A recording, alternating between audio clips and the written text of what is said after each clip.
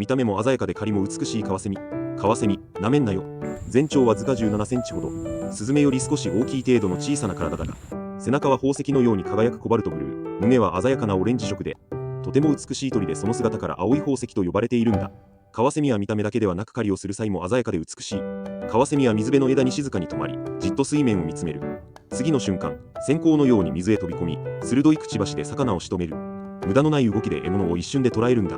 さらにカワセミは空中と水中で瞬時に焦点を切り替えることができて、紫外線をも見上げる目を持つと言われており、優れた目は獲物を狩るときにも活用している。